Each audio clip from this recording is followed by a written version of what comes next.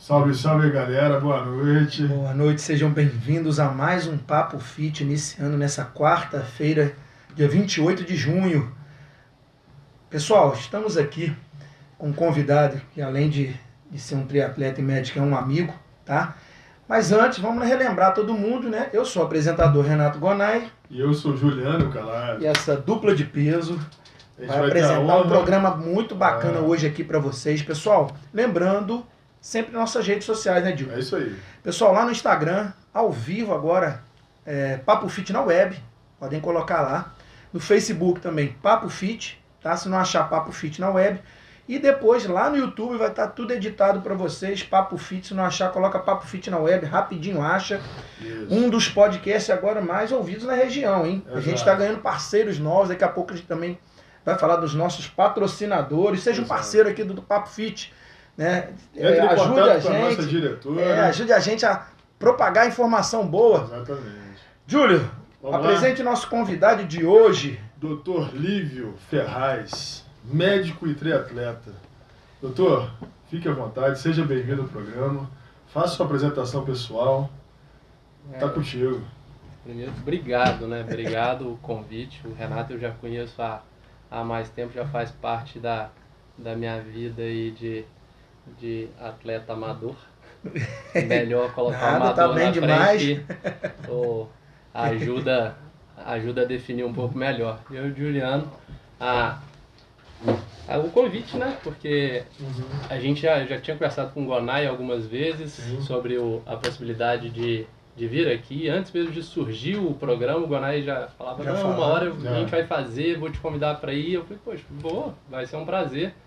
De esporte, como vida no esporte, eu tô vindo na hora errada, eu tô vindo depois do Vinícius Anzolin, da outra maratonista, da Leide do Marcão, tô vindo só depois, gente, só gente grande, os meninos do fisiculturismo, o rapaz das artes marciais, enfim, tô vindo atrasado, eu tenho corrido muito atrás para chegar perto dessa turma, mas assim, obrigado, fundo do coração. A gente que agradece, cara. E falando assim, apresentando profissão mesmo, médico, oftalmologista. Sim. E no esporte, todo mundo tem um esporte que gosta na vida, né? Que começa e ao longo da vida a gente vai mudando de prioridades, vai mudando o tempo que a gente tem disponível e nisso eu fui mudando também e agora, há quase 5 anos, no triatlon, que é uma coisa que ainda é o que faz sentido para mim. Você está formado há quanto tempo, cara?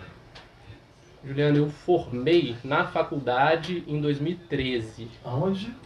Na Federal do Rio. Na Federal do Rio. E aí... Especializou? Você chegou a estagiar lá, trabalhar em Cara, especialização? Fiz 6 anos de faculdade na Federal, aí passei no concurso de residência médica para estadual, para a UERJ, fui para a UERJ, fiquei na UERJ até março desse ano. Então, assim, eu tenho dos últimos...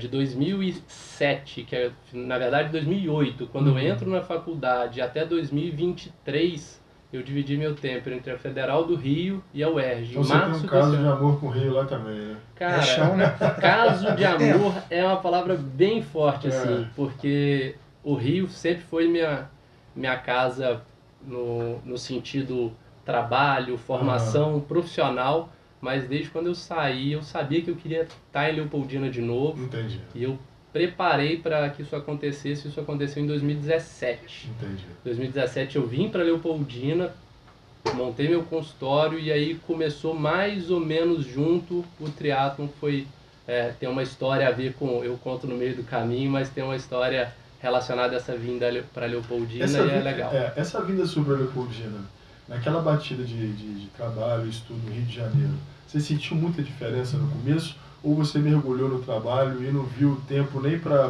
poder sentir essa diferença de estados, de cidade, né? Que tem essa diferença quando você chega aqui. Porque lá o dia é acelerado, ele passa muito rápido. E aqui o dia rende, né? É trânsito, né? Você elimina isso da sua vida, né? Que é mais prático, né? Isso é uma coisa assim, que quando você está no Rio, você fica no automático. Você acostuma gastar 1 hora para trabalhar, acostuma gastar 1h30 para voltar para casa. Exato. você acostuma, mas assim, nunca é bom, nunca foi bom gastar esse tempo, né? E... Você vê um desperdício no seu dia.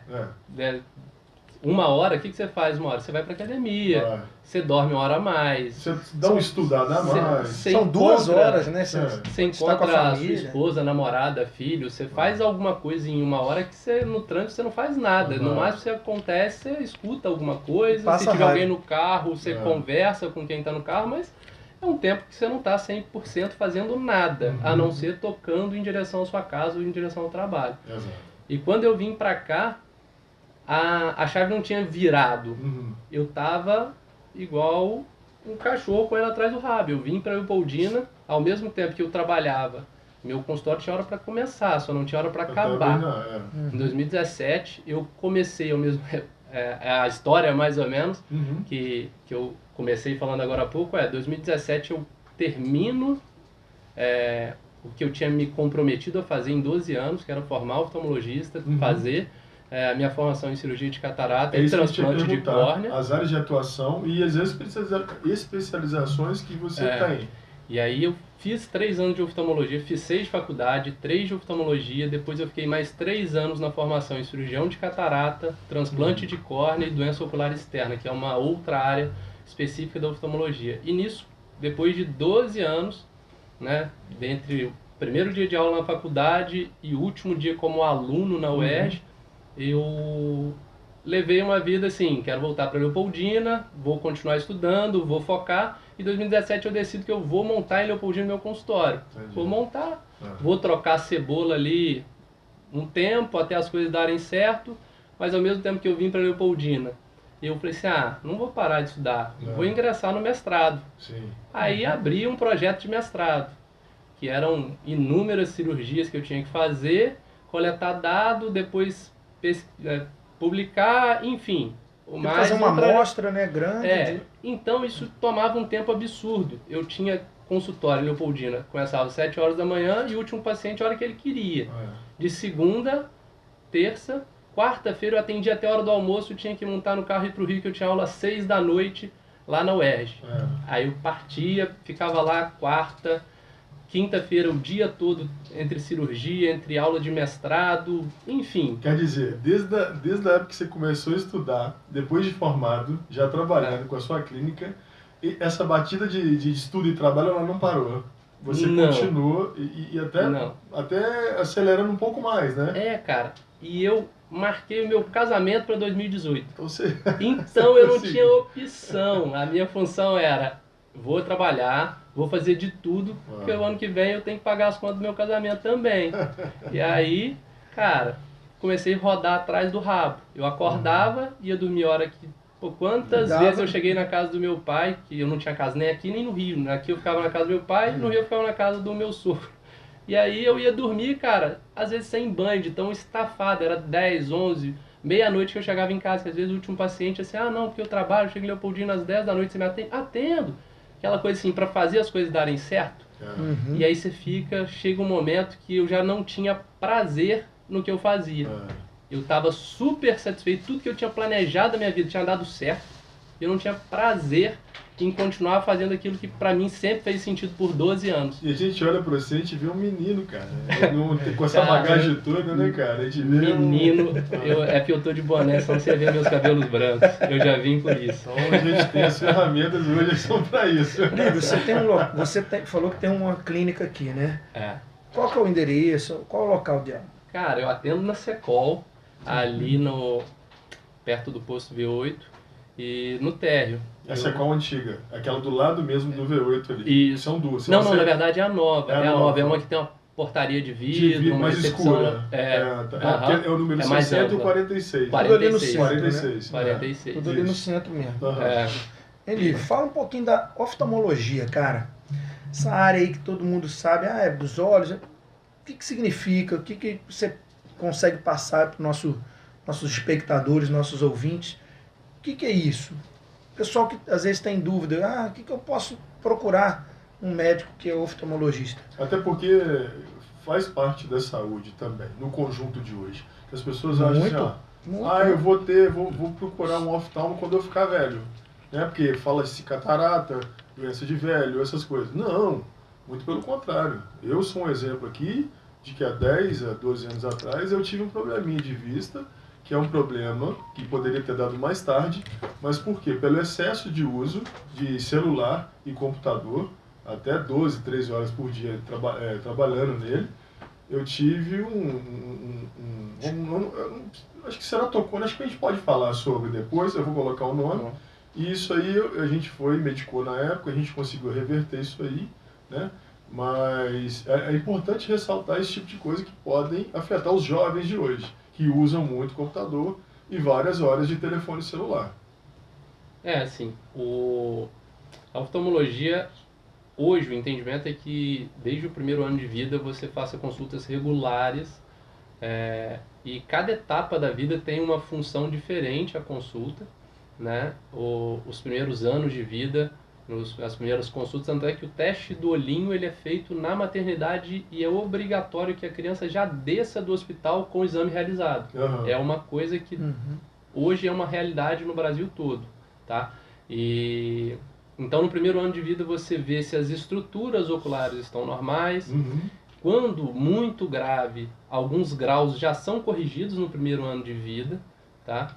E ficou famoso há um tempo atrás a filha do Thiago Leifert, não sei se vocês viram, teve um câncer no olho, um tumor ocular, e aí os consultórios bombaram de criança, porque todo mundo lembrou que o filho tinha olho. Para poder fazer a prevenção, no caso, né? Não era nenhuma negligência, só não era divulgado, assim, não tenha sido algo orquestrado, mas essa divulgação que ocorreu com o problema da filha do Thiago Leifert trouxe luz para um tema que não era abordado. Às vezes a gente só consegue ter uma preocupação quando a gente tem algum problema, perde alguma coisa.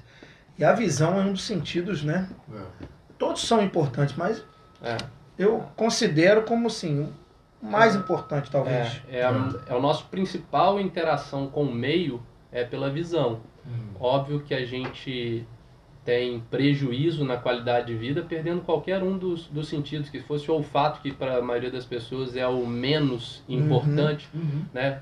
Mas as pessoas durante o Covid perderam o olfato e acharam muito ruim, né? Visão é a forma mais que a gente melhor interage com o meio. Os cegos são aqueles que têm mais dificuldade de inclusão, porque são os que mais têm as limitações. Tanto é que às vezes a gente hoje vê alguns tipos de acessibilidade que não existiam há alguns anos atrás e facilitou muito, incluiu muita gente. Você vai no banco, tem aquele desenhozinho no chão lá para o rapaz passar a bengalinha dele caso ele não consiga enxergar. A gente tem a permissão hoje dos cães acompanharem os deficientes visuais, inclusive em ambientes de praça de alimentação. Isso é obrigado que seja aceito. Então, assim, é uma coisa legal, é uma inclusão que ocorre. E a gente, na oftalmologia, se depara com essas limitações, infelizmente. Algumas vezes reversíveis e outras não. Sim. A gente, eu estava dando uma passeada, né, no seu Instagram, que eu achei bem legal. Tem vários vídeos, né, você bem explicados. Qual que é a sua... Fala pra gente da sua rede. E após a gente passar, né, o seu endereço lá no Instagram, a gente queria falar sobre catarata, né, que é um assunto mais abordado no oftalmo e que você pode aprofundar para quem não tem conhecimento de como ocorre, se você tem uma prevenção desde adolescente, se ele pode ocorrer na adolescência, como é que é? Se é só uma doença mesmo de idoso, né, também. Os sintomas, às vezes as pessoas que estão nos ouvindo, né, e nos escutando e vendo até também. te interrompendo, porque assim, eu acho que as coisas hoje estão tão acontecendo com tanta prévia, porque o mundo está tão acelerado, que a gente não pode descartar. Até o problema que a gente estava falando de Thiago Leifert, de antecipação, é uma coisa de antecipação. Acontece. Às vezes é uma coisa que a gente está passando para o DNA e aí que vai fazer uma antecipação da doença. Então a gente pode estar fazendo uma prevenção, então isso é legal a gente abordar. Qual que é a sua rede social lá, Lívio? Fala com a galera aí. Cara, rede social, até falando aqui antes da gente entrar no ar, eu sou um cara meio old school, eu tenho dificuldade com rede social, eu sou, mas assim, É no meu nome mesmo, @Livio_Ferraz e oftalmo Livio Ferraz, na verdade. Vou E postar aqui. E a gente... Tá lá também no... Eu tentei durante Você algum marcou tempo lá? alimentar com Na uma postagem. regularidade os temas mais diversos e mais comuns do dia a Nossa, dia. muito boa a sua rede social. Mas confesso que eu tenho dificuldade. Eu sou um cara ainda pouco instagramável. Não Porque a gente, às consigo vezes, muito. é igual a gente falou, tá falando em off, né? A gente, às vezes, precisa de delegar funções que a gente, no nosso dia a dia, a gente não consegue, né, fazer tudo. E né? aí, eu já vou fazer um repost aqui, publicar lá no Stories lá, de uma coisa atual também, que você está falando aqui de fotofobia. As causas da fotofobia, né, e assim, por quê? Né? Olho seco, enxaqueca, pode ser, né, os sintomas, astigmatismo, doenças de córnea e catarata, que a gente vai falar agora. Eu tô compartilhando aqui, tá? E aí, vocês aproveitam e vamos seguir o doutor lá para mais dicas lá. Lívio, catarata, cara, assim, sintomas. A pessoa já começa a ficar prestar mais atenção, ficar mais atenta. Sintomas que às vezes tem, que praticamente a pessoa pode entender como se fosse, quais os procedimentos depois e fazer uma análise, como é que faz? Por exemplo, sintomas que a pessoa já tem, como é que tá? Assim, a catarata é uma doença que a definição da catarata nada mais é do que uma opacidade de uma lente natural que a gente tem no olho. Isso não tem idade. Tanto é que o teste do olhinho que a gente falou agora há pouco identifica catarata congênita. É uma coisa que ocorre. Graças a Deus, raro. Graças a Deus, tem uma solução adequada quando a gente consegue diagnosticar e tratar cedo. Há talvez um ano atrás eu operei um garotinho de Leopoldina. Foi a primeira catarata congênita e única que eu vi em Leopoldina até hoje. Já tinha abordado algumas vezes um garotinho. Estou acompanhando, poxa, é daquelas realizações profissionais mais bacanas que a gente pode ter na vida.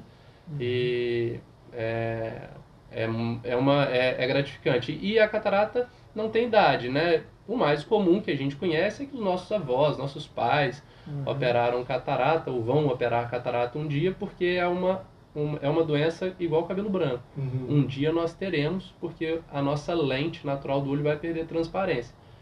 E não tem idade. Algumas doenças predispõem à catarata, por exemplo, o diabetes não controlado é um fator de risco.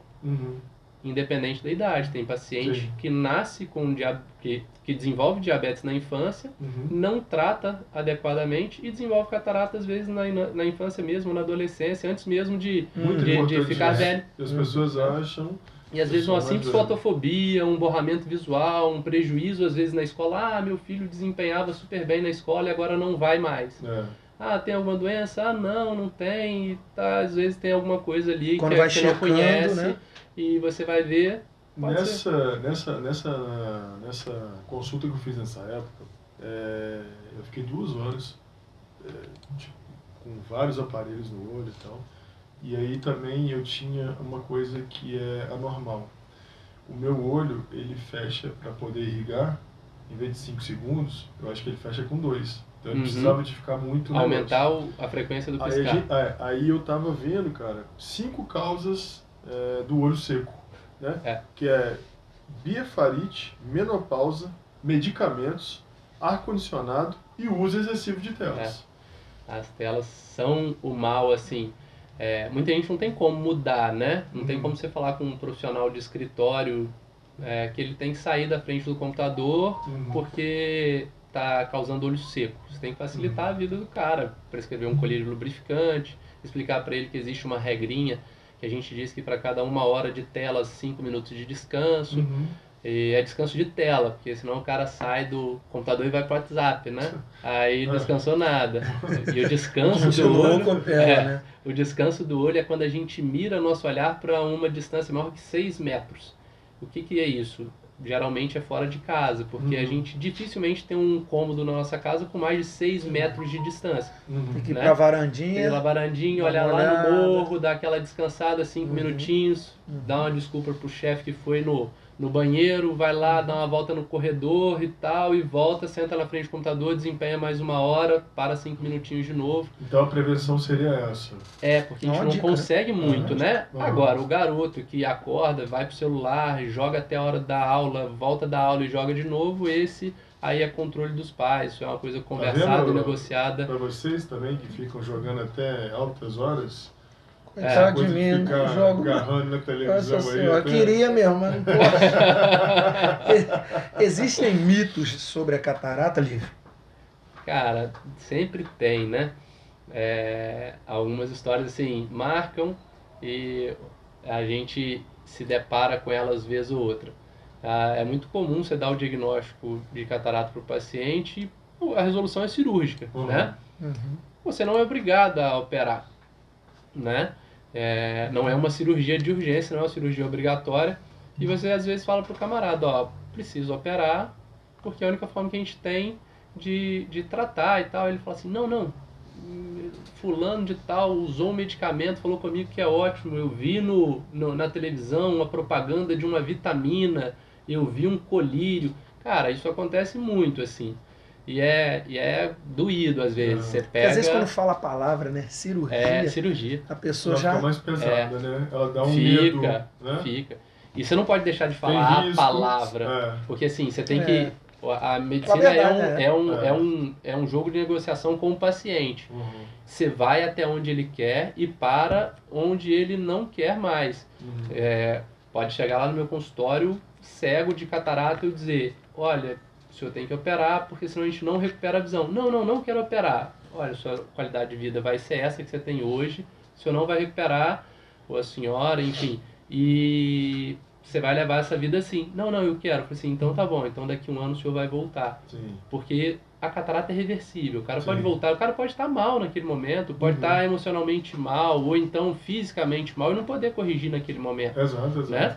E ele volta daí 1 ano, às vezes as coisas mudaram, e ele pode corrigir ali, ele pode estar preparado para aquele momento, e daí 1 ano, se ele não estiver preparado, você vai ver se a pressão dele está adequada, se é só a catarata o problema ainda, se existe alguma coisa que você pode tratar, porque a catarata é reversível. Sim. Hoje, amanhã, daqui 1 ano, daqui 10, você corrige. Ela só piora, Lívio. Geralmente sim. A progressão pode ser lenta, mas ela sempre existe. A gente voltando na fotofobia, como ela é desenvolvida, assim, que a gente sabe... O que é, né? O que é a fotofobia? O que é? Quando eu fui saber de fotofobia, assim, num show, né, do Falcão do Rapa, ele não tirava o óculos escuro. E aí ele explicou, gente, eu tenho fotofobia. Então, assim, de repente, a fotofobia, para você que está assistindo, às vezes vai num casamento, aquele excesso de luz para filmar, para tirar uma foto boa, é isso. Às vezes, eu posso estar errado na explicação, mas eu acho que basicamente é isso. Um farol que bate... que você bate e já fica meio cego, e aí que causa isso tudo que a gente falou, que é o olho seco, enxaqueca, astigmatismo, doença de córnea e catarata. O que a pessoa deve e não deve fazer? A gente tem opções à fotofobia. De novo, aqueles que conseguem reduzir o uso de telas, ótimo, vai reduzir o uso de telas, né? A gente consegue, nas configurações daqueles que não conseguem, a gente tem nas telas dos computadores, geralmente quase todas as marcas têm, alguns ajustes para diminuir a fotofobia. Brilho, intensidade, enfim, a gente tem luz azul, existe o filtro de luz azul, que é uma das coisas que mais geram desconforto visual no excesso de tela, tá? A gente consegue, quando o paciente usa óculos, colocar um antirreflexo no óculos dele. Quando o paciente tem fotofobia ao sol, por exemplo, a gente pode colocar nos óculos aquela proteção fotocromática, que é aquele óculos, quando você sai no sol ele escurece, e quando você vai para o ambiente interno ele fica claro. Legal. Tem estratégias, né? Existem estratégias. Não existe, na maioria das vezes, por exemplo, igual o Juliano disse, eu tenho fotofobia. Provavelmente ele não ficou curado da fotofobia. É uma coisa que, na maioria das vezes, não tem cura. É algo constitucional. A gente consegue melhorar, a gente consegue otimizar, dar conforto, mas cura, se o cara negligenciar tudo aquilo que você orientou, ele vai ter fotofobia. Então a pessoa, para entender o que é fotofobia, é uma sensibilidade maior? Como é que é isso? A fotofobia, ela é um desconforto visual ocorrido geralmente para exposição à luz de intensidade mais alta. Mas, por exemplo, as telas de LED, teoricamente, você olha ali e fala assim, poxa, comparado ao sol, ao poste, ao farol, poxa, eu consigo olhar para essa tela aqui. Só que para o sol você não olha o dia inteiro. Não tem nem... Acho que pro 4 farol, minutos você já não consegue já encarar ele. O farol você fica na estrada, cruza um carro, dá uma folguinha, cruza outro, dá uma folguinha. Então você tem momentos de tranquilidade, tem momentos de paz em meio àquele mundo de coisas que o seu olho leva para processar. Isso, né? O assunto é interessante. A gente vai fazer um rápido intervalo comercial, até pra gente fazer um corte no Instagram, pra não ficar longo lá. E a gente volta já já. Daqui a pouquinho a gente volta. E aí, Estamos de volta, pessoal. Lembrando nossas redes sociais, ó, Papo Fit na web, no Instagram, informação boa. Grande Lívio aqui com a gente. Cara, estamos aprendendo bastante aqui, né? E creio que todo mundo está aproveitando essas informações bacanas. Papo Fit também lá no Facebook, tá ao vivo, tá? Juntamente com o Instagram. E Papo Fit depois vai ter essa matéria toda editada lá no YouTube. Isso. Júlio, vamos nessa, meu garoto. Doutor, atletas que usam óculos, existe diferença, tipos, e o que é aconselhável? A gente sabe que usa lente, né, essas coisas, então, mas dependendo da correção visual que o atleta tem, né, e qual o grau também da doença que a gente pode tratar, né, a gente pode chamar assim, né? O óculos no esporte, assim, a gente tem alguns óculos específicos em alguns esportes, é até conhecido, tiro ao alvo é um. Existe um óculos específico, empresas especializadas em produzirem óculos para tiro ao alvo. A gente tem empresas hoje que já fabricam óculos de natação com grau. Entendi. Porque, imagina, hoje a gente não tem nenhuma lente que seja seguro para usar em ambiente molhado. Entendi. Piscina, rio, mar. E o camarada, às vezes, tem um grau alto, precisa de correção. Por exemplo, as provas de natação em mar aberto. A gente seguia por uma boia, que está lá 500, 600, 700 metros de distância. Você olha uma boia e mira nela para você nadar retinho. Esse óculos feito para isso, ele seria porque, assim, quando você coloca um óculos e você faz a imersão, você já tem uma divergência de tocar, né? Isso seria mais regulado para poder acertar? Eles adaptam, né? O atleta, por exemplo, assim, quando você faz um mergulho, você coloca a mão tentando tocar. Mas você está distante. Parece que você tem mais uns 5 centímetros ali a 10 para poder... Questão de vestibular, né? Exatamente. Um índio na beira do rio. Exato. É questão de vestibular. Esse óculos, ele consegue corrigir mais ainda a aproximação? Então, na verdade, ele melhora pro atleta porque ele fica igual a quem não tem grau nenhum. Porque, na verdade, a difração, né, a gente tem essa mudança de ângulo, essa brincadeira que a gente fez do índio na beira do rio aí mirando um peixe dentro da água, enfim. Ela acontece para todo mundo, para quem não tem grau e para o cara que está com óculos de natação com grau. Você iguala ele aos outros atletas. Então, assim, essa sensação continua. Porém, o camarada tinha esse problema e mais o grau. Então, você iguala ele a todo mundo, ele ficou em equidade com os outros atletas. A gente tem uso de correção em esporte de contato. Lente de contato é basquete, futebol, luta, enfim. E a gente tem os pacientes que às vezes precisam, os atletas que precisam de correção mesmo com cirurgia, né? E aí às vezes atletas que dependem de especificamente de algumas coisas, eles podem usar às vezes lançar a mão da cirurgia para correção, dependendo do tipo de esporte que ele pratica. Eu lembro do Edgar Davids, da Holanda, um holandês, jogava de óculos. Por que, Lívio? Ele não poderia usar a lente, por exemplo? Cara, às vezes era um processo de fotofobia também, que de repente... Você lembra que a lente dele era meio alaranjada? Era colorida. Era laranja, era colorida. Não sei se pode encaixar como daltonismo. Então, né? O daltonismo é algo particular, assim, a correção. Existe hoje óculos que servem para dar ao daltônico uma percepção de cores melhor. Assim, a gente, na época, não tinha. O Davids deve ser de Copa de 94, 98. aham. A gente nem lembra, a gente não tava nem, né? A gente tava muito novo, a gente nem assistiu essa Copa, mas Isso é da época do Renato. é da época do Renato. Tá bom, né? Me chamaram de velho ao vivo, Fica mas tá bom. tranquilo. Eu sou o Eu coroa lembro, aqui. mas eu lembro, sabe por quê? Porque a gente sabe que às vezes muitos atletas, eles usam lente normalmente, Aham. né? Mas agora, o porquê do atleta dele usar o óculos específico? Deve ter, Então, devia ter porque nem alguma todo coisa, mundo né? se adapta. É igual o né? Peter Cech. Peter Cech não era aquele goleiro que usava Um capacete de proteção. é. Entendeu? O do Vasco lá, não gosto nem de falar muito do time, mas não é bom. usava O time também, aquela o time máscara. Então, quer dizer, o óculos devia ser para alguma coisa mais na específica, verdade, né? talvez ele não tolerasse lente de contato. As lentes evoluíram nesses anos também. Uhum. Hoje o material ele é melhor.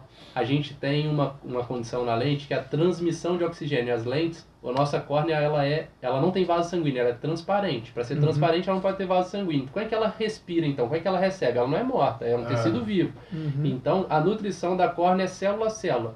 A célula que está mais para lá de fora capta uma moléculazinha de oxigênio, empresta para outra que vai igual obra, quando os caras vão passando.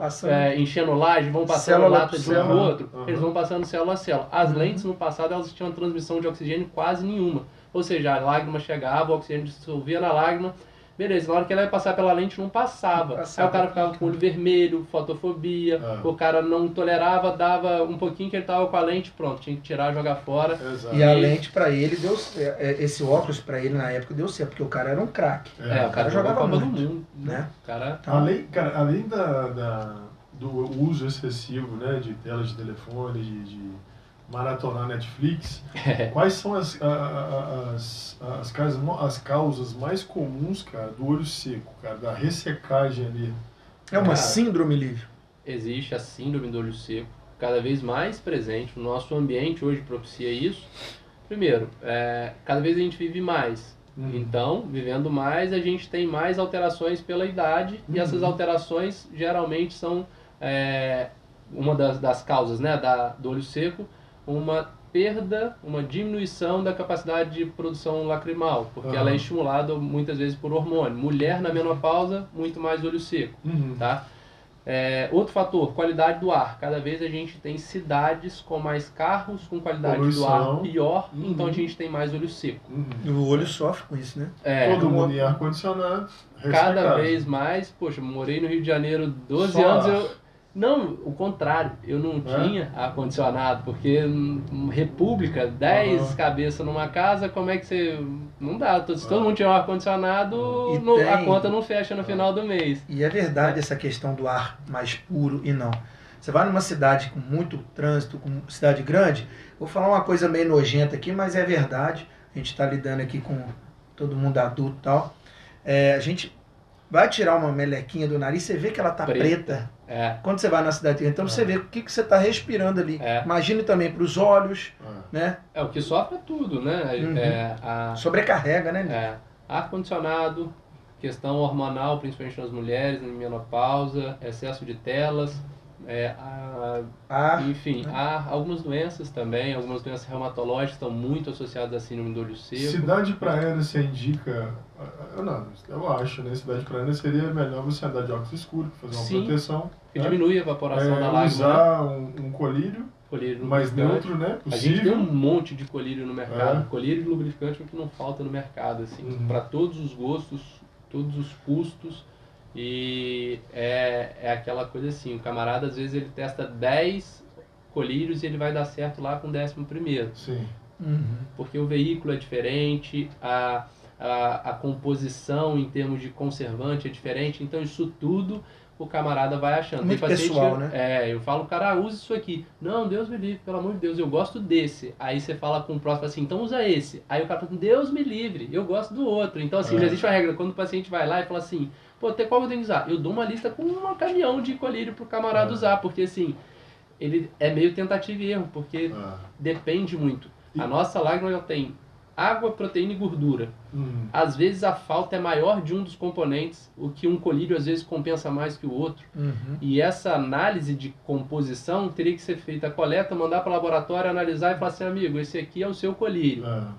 a gente não dá para fazer isso. Isso não é financeiramente viável, né? A gente nem tem laboratório para fazer isso para tanta gente, né? Porque a síndrome do olho seco é uma coisa muito frequente no dia a dia. Então, é meio tentativa. E dito isso tudo, né, que a gente está falando dessa síndrome, né, que a gente pode chamar, a qualidade de sono também, né, cara? Eu acho que enquanto você está em repouso, ele está fechado, ele está trabalhando uma recuperação, né? A gente recupera, tanto é que a cara de ressaca, além do olho inchado, é o olho vermelho. Vermelho. A vermelhidão ali é porque você não conseguiu repor a sua capacidade de lubrificação durante a noite. Aí na noite seguinte você dormiu, você acorda liso, com a carinha bonitinha, o olho clarinho, porque na verdade você conseguiu recuperar a sua visão. Como é que a pessoa constata que está com essa síndrome seca? Qualquer coisa irrita, fica toda hora piscando, como é que é?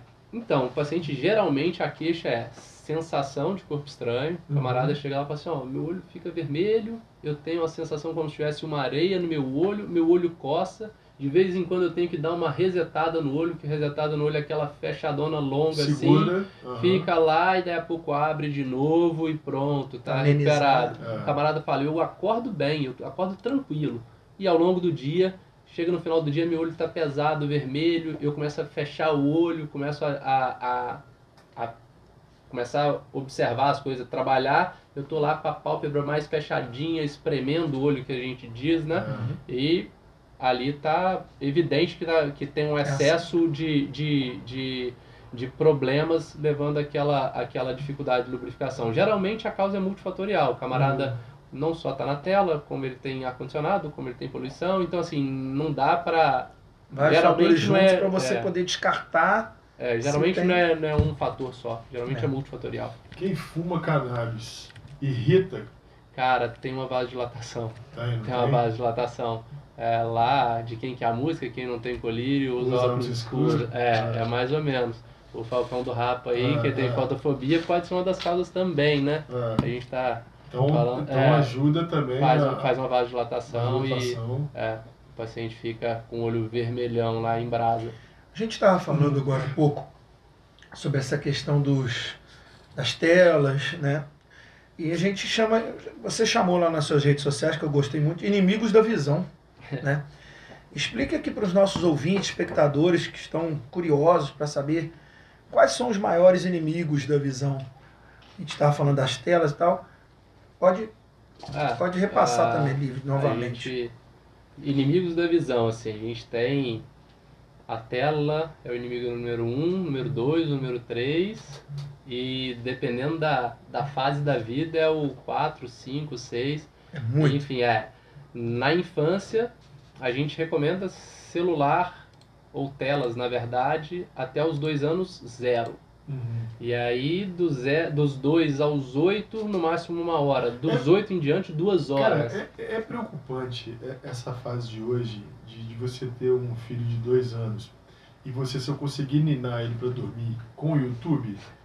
Né? Eu tô me policiando pra falar essas coisas que eu não tenho filho, mas tá na cara do gol. Tá pra Vai nascer. falar e depois pode acontecer, né? Às vezes, enfim, a gente não pode... Mas assim, aquela o recomendado não é assim, o recomendado não é uma regra para toda a família, né?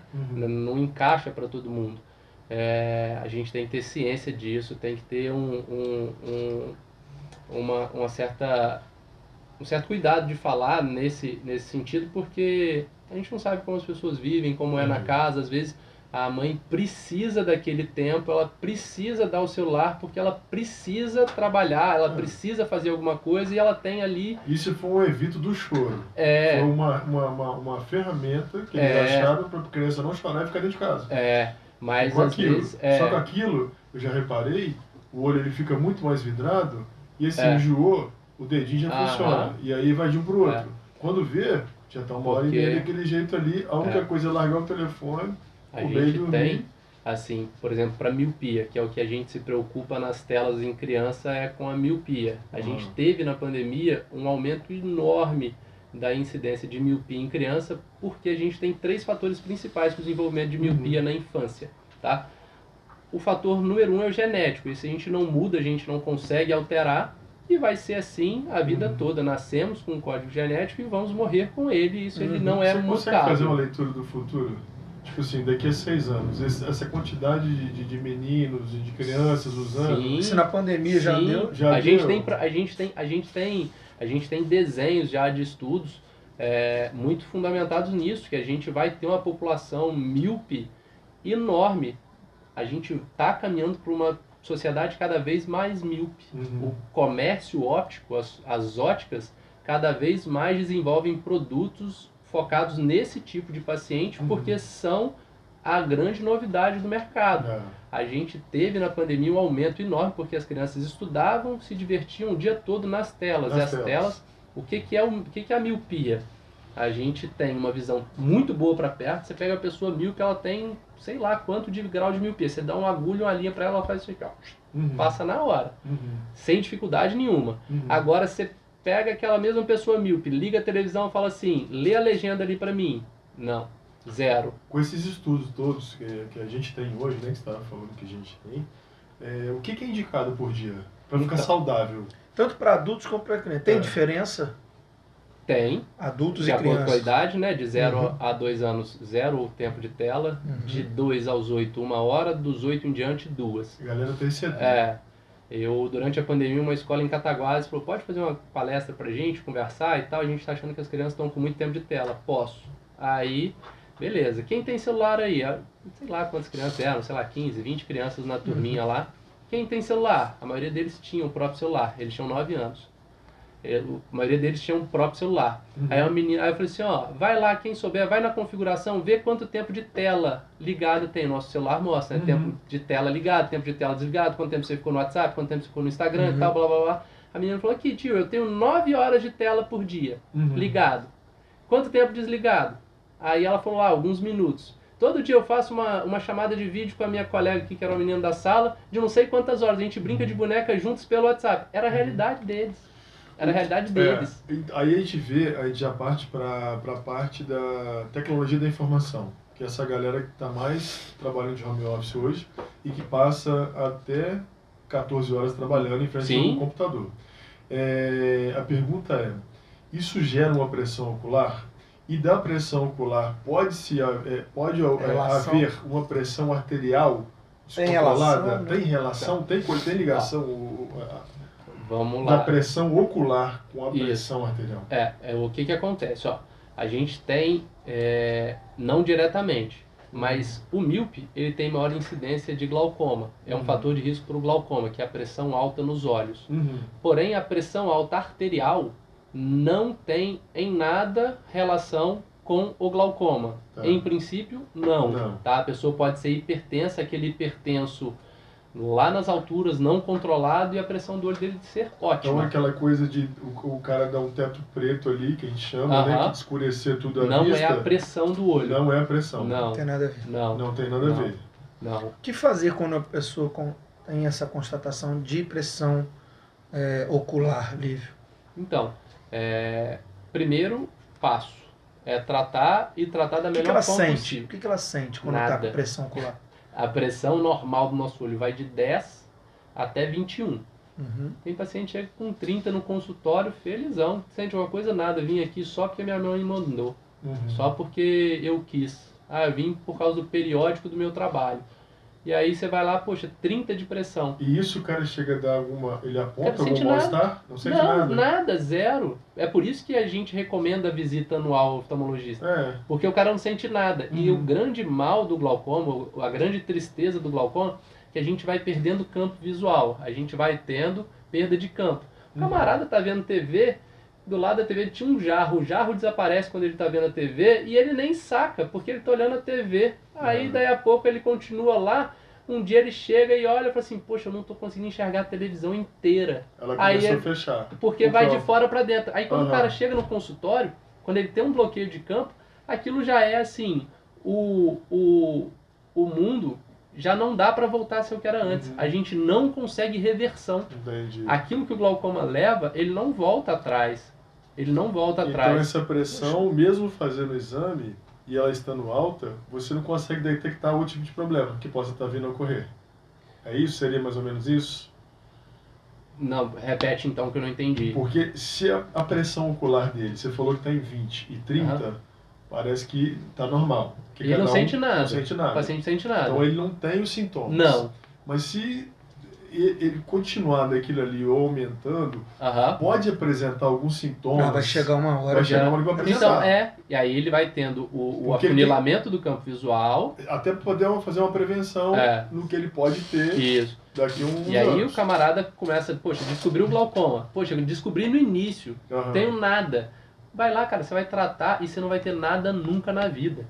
Porque se você traz a pressão para dentro do limite normal, mil maravilhas, você vai levar uma vida normal, vai pingar um colíriozinho de manhã, um colíriozinho à noite e a pressão normal seria? De 10 a 21. 10 a 21. Passou daí... Seria o 9 por 14 o 12 por 8. 12 por 8. 12 por 8. 14 já acelerando. tá. 12 por 8. Tem alguma coisa a ver, por exemplo, você falou que a pressão a pessoa não sente nada, pressão ocular, né? Geralmente as dores de cabeça. Tem gente, a maioria das pessoas, tô com uma dor de cabeça e tal, você fala, ó, acho que é vista, hein? Acho que é vista, hein? Tem alguma coisa a ver? Com a pressão, não. O que é o mais comum? E é muito comum no nosso dia a dia hoje. Você está lá, a sua visão de longe e a visão de perto ela é ajustada o tempo todo. Eu estou aqui olhando o celular, o Vasco do Renato faz um gol, ele olha para a televisão, teve que ajustar. Tá difícil, viu? Isso aí é quase Então mágico. não é, acho que eu não vou olhar para televisão muito, não. O Arnaldo é Vasco também, ficou triste. Flamengo? Tinha que você falar Botafogo. Menos alegria mal, danada. Fluminense, tá Eu bom. que sou Flamengo, tô torcendo Botafogo, que alegria, cara. A dor de cabeça que acontece é incômodo? Não, É então, incômodo aí o que de visão? acontece? Esse ajuste da visão para longe e para perto é porque quando a gente vai usar a visão de perto, a gente tem um anel muscular dentro do olho que aperta a nossa lente natural do olho e a gente enxerga de perto. A hora que a gente vai enxergar de longe, esse anel muscular ele relaxa e a gente enxerga de longe. Entendi. Aí você fica muitas horas lendo, vendo TV ou usando o dispositivo da visão de perto, sabe? E aí esse músculo ele tem que contrair. Todo músculo muito exigido entra em fadiga, tá? E a fadiga desse músculo, na maioria das vezes, a gente manifesta como dor de cabeça. E o que começa a acontecer? Você está muitas horas estudando, lendo, enfim. Além do esforço desse anel muscular, a gente começa a franzir a testa, a gente começa a ter o esforço da musculatura da face, o que também entra em fadiga, como qualquer músculo. E aí você começa, não, eu acordo bem, no final do dia eu tenho dor de cabeça, no outro dia eu acordo bem, tenho dor de cabeça no final do dia, é justamente isso, uma fadiga muscular de uma região Começa já específica. Cansar e começa a dar essa dor. E aí a gente estava falando, até no começo, né, antes de começar a entrevista, Que você até de um exemplo meu, né, um próprio, a gente pode chamar de doença também, né, a ceratocone. Isso como é que ele é desenvolvido? Como é que é o tratamento? O que você fala pra gente, cara? Como é que você explicaria para quem está escutando a gente? Porque não tem idade. Eu desenvolvi isso há 12 anos atrás, então assim, 20 e poucos anos.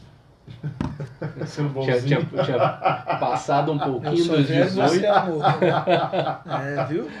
Eu sou o velho da turma e ele é o novo, né? Então a gente viu que tem vídeo explicativo lá na sua rede, mas é bom a gente botar ele em ênfase, porque ele não é assim de um fator pequeno de risco, ele pode ser preocupante. O ceratocone é algo relativamente comum. É uma condição que ela pode ocorrer ao acaso e tem casos familiares, tá? Também. E quando a gente acha um caso na família, a gente fala, sugiro que todos os descendentes direto e os irmãos, enfim, devem investigar, e às vezes a gente acha mais de um na família, né? É uma doença que ela geralmente é progressiva do início até os 30 anos, geralmente, tá? Aos 30 anos, geralmente, ela para de progredir. E aí, quando você faz o diagnóstico de um paciente que passou dos 30 anos, você pode falar assim, putz, graças a Deus que ele chegou aos 30 anos, porque dali só incomodou ele agora, provavelmente não vai incomodar muito mais do que isso. Ele já chegou no limite. Ele foi até um certo ponto, parou e hoje ele está incomodado. Porque se ele chega nos 30 com algum problema, qual o problema que poderia ter dado? A gente tem inúmeros problemas pelo glaucoma, pelo ceratocone. problemas desde muito leves, como necessidade de correção com óculos, às vezes o paciente precisa de uma lente rígida, uma lente de contato, só que ao invés de ser gelatinosa, tipo um silicone, ela é rígida mesmo, tipo um caquinho de vidro. Chega a ter que transplantar? Não. Então, algumas vezes sim. Graças a Deus, muito mais raro hoje, porque a gente tem uma cirurgia que a gente faz lá, logo no diagnóstico, e que a gente percebe uma progressão do ceratocone. Existe uma cirurgia que chama crosslinking, que você...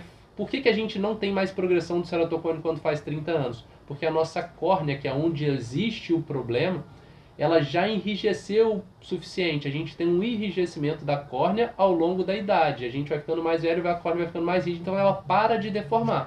Se a gente tem um ceratocone que nada mais é do que uma deformação progressiva da córnea, quando você faz 30 anos, a sua córnea já está rígida o suficiente para não mais deformar.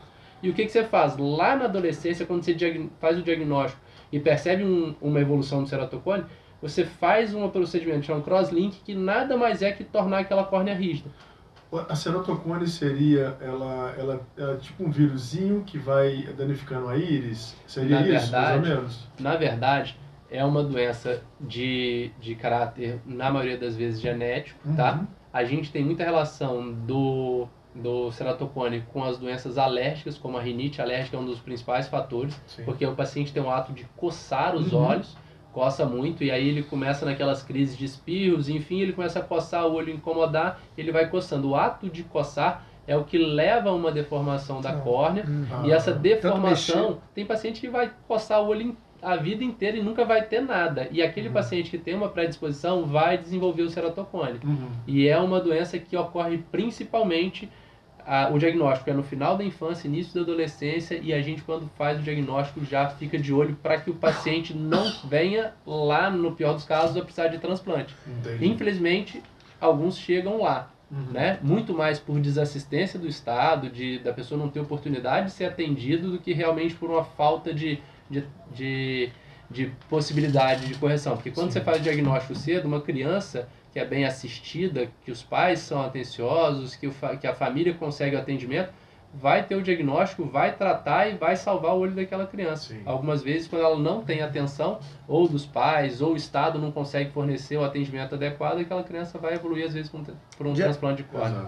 Diagnosticado, como é que é o tratamento? Colírio, como é que é? A gente atua em duas frentes, principalmente. Primeiro, os pacientes que têm o ceratocone com a base atópica, com a base de alergia, então você trata a alergia do camarada, ele tem que parar de coçar o olho. Você vai orientar e falar com ele, vamos tratar essa alergia porque você não pode mais coçar o olho.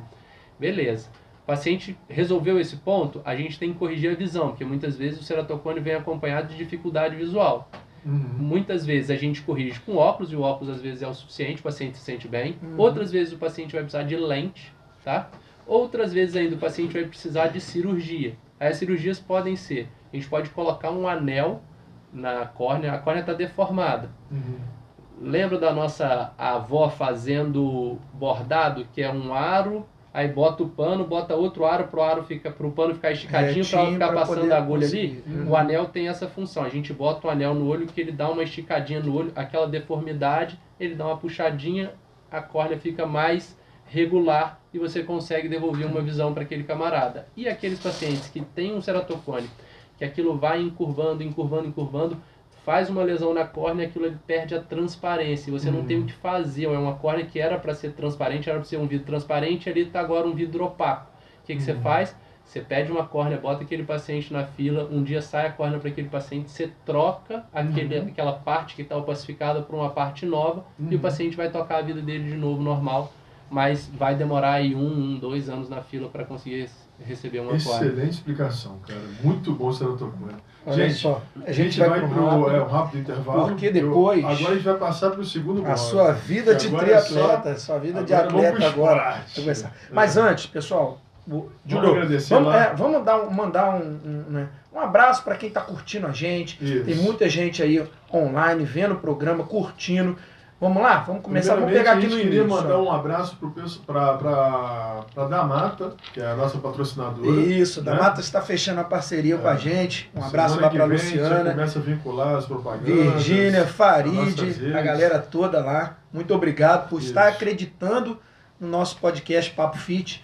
Né? E para vocês também que acreditam nosso podcast. Acho que a gente está fazendo um bom trabalho, está passando para frente informações boas, trazendo convidados cada vez mais de excelência. Isso. Entre em contato com a gente no direct e vamos avançando com mais. Vamos mandar um abraço aí para a galera que está curtindo? Vamos lá. Nutricionista Marcos está com a gente sempre. Arnaldo, nosso oráculo. O Arnaldo falou que muito bom reencontrar meu ex-aluno e hoje um profissional respeitado. Nossa, garoto. Tinha que ser da escola do Arnaldo. Essa educação, essa coisa de Londres, né, cara? Rodrigo Batistas Ramos, Rodrigão que esteve aqui com a gente também. Mamãe, então lá. Mamãe do Juliano. Felipe Costa, 88. Renan da farmácia. Renanzinho. Galitão. Rômulo Galito, grande abraço. Vascaíno. Nutricionista Milena, lá de Cataguases. Um forte abraço. Debs PF. A Olinda, Cabral, esposa do Pulê, que esteve aqui com a gente também. Marla, massoterapeuta. Fábio XP. É o Fabinho, marido da Dani, secretário da academia. E antes de sair, vamos falar um pouquinho, ó. Pessoal, você que quer cuidar da sua saúde, que é um atendimento bacana, uma academia tradicional, fácil estacionamento, vai lá na Gonai Fitness, Rua Amanda Fonseca 63, lá terceira rua, depois daquele sinal entrando na Coreia, terceira rua à esquerda, tem natação, tem a academia lá também, muito famosa também, vários anos já no ramo, o Hudson, Eliane, o pessoal vai dar todo atendimento para vocês na natação e também lá na musculação comigo e com meus professores que estão todos aí lá com a gente. Voltamos já. O suplemento, pô. O suplemento eu vou falar no próximo bloco, o pessoal vai gostar. Pessoal, essa semana... essa semana não, eu vou dar 4 dias. 4 dias e eu vou colocar preço de creatina que o pessoal estava acostumado a pagar 2 anos atrás. Então, vamos ficar na atividade aí que eu vou botar isso aí o preço mais baixo do Brasil. Pessoal, daqui a pouquinho a gente está voltando aqui com o nosso grande Lívio Ferraz. Papo Fit com Renato Gonai e Juliano. Estamos de volta, o papo aqui estava muito bacana, todo mundo falando que vai comer pra caramba, hoje, amanhã, gente, olha a dieta. A gente vai falar com um triatleta agora, hein? Vamos lá. Antes de começar, gente, eu tinha falado das promoções, né, que eu vou colocar essa semana. Não é brincadeira, eu vou colocar preço abaixo ou preço de custo de nota, tá? Porque a gente vai ter uma baixa significativa em creatina, que foi um item que mais subiu de 2 anos para cá. E eu estou trazendo de volta o preço antigo porque a gente está negociando direto com a fábrica e um volume bem maior. Então, assim, eu vou postar no Instagram novo, que é da distribuidora, Calabria Distribuidora, e no meu perfil, que era pessoal que virou comercial, que é o Juliano Calabria. Tá? Então, a partir de hoje, meia-noite até domingo, a gente vai ter oferta sem parar. De hora em hora, a gente vai estar lançando um combo e com creatina embutido e o preço unitário de cada um. E eu posso falar que lá na Gonai Fitness tem... A gente está com a gente está lá na academia também, como uma base, tá? Para você que não conseguir, de repente, final de semana ou uma hora que você está treinando, a gente tem lá um estoque lá disponível, tá? Com preço também acessível. E é só falar com a diretora, com a Rayane, ou com o Renatão lá, tá? Show, então, só coisa boa, galera. Dito só coisa isso, boa. Voltamos ao nosso atleta. Agora atleta, virou atleta. A gente estava falando, né, dessa ceratocone, falou de atletas também e tal. E agora a gente vai para um lado seu, né? Que a gente já chegou a treinar junto. Você é um cara que começou nessa modalidade. Fala um pouquinho como é que você iniciou. Né? Você está falando do negócio do Rio e tal, como é que você iniciou sua carreira de triatleta? Fala um pouquinho dessa modalidade, do seu início, como é que foi? Então, assim, vou repetir de novo, o atleta é amador, tá? Senão fica... Nada, tá cheio de medalha aí que eu tô vendo. Não, porque sabia que você foi pra Havaí, cara, 2 anos já, pô. Estados Unidos, competiu. Já fui pra Havaí. Dá pra publicar no Instagram, aí vira verdade. A gente com a ferramenta inteligência artificial, a gente faz a gente vai pra qualquer lugar do mundo, consegue vaga, enfim. Mas, enfim, eu comecei contando mais ou menos a história assim, você planeja a vida, você busca alguma coisa profissional desde quando você termina a escola. E a minha ideia é, vou voltar para Leopoldina, vou montar o meu consultório, vou arrumar o meu casamento e vai dar Tem um tudo pouco certo, de tempo. feliz a vida, porque eu vou ter tempo. Só que a única coisa que eu não achei foi tempo. Eu comecei a fazer um monte de coisa, consultório, casamento, mestrado. Eu estava no Rio 2 dias e meio da semana, em Leopoldina outros 2 dias e meio, enfim. Comecei a correr atrás do rabo e tudo que eu queria, que era que meu consultório desse certo, estava dando certo. Que meu projeto de mestrado desse certo, estava dando certo. Eu estava casando com a minha namorada da adolescência, eu estava feliz da vida, dando certo. Então assim, eu zerei a vida no primeiro ano. Aí eu falei, cara, eu zerei a vida e tô correndo atrás do meu rabo ainda. Onde é que eu tava com 30 anos? Eu falei, cara, o que eu vou fazer? Onde é que eu vou? Onde é que eu quero chegar? E aí eu tenho uma história particular de vida, assim, que é uma coisa legal, cara, assim, que é quando a gente tem que aprender a fazer análise de onde a gente tá, onde a gente quer chegar, e essa análise tem que ser contínua. Porque, assim, dinheiro move muita coisa, só que nem sempre move a gente a alguns lugares. Às vezes está tudo dando certo e você não está satisfeito. E aí, estava tudo dando certo, eu não satisfeito. Falei, poxa, tenho que recalcular a minha rota.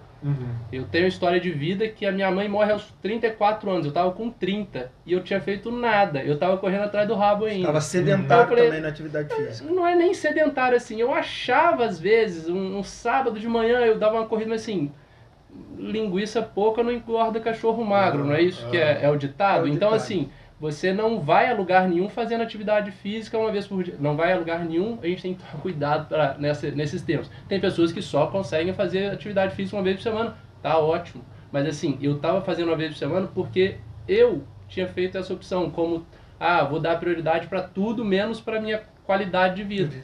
Então eu comecei a perceber que eu não tinha, até aquele momento, atingido exatamente aquilo que eu queria da minha vida, tá? E aí eu falei, poxa, tem que achar alguma coisa para fazer.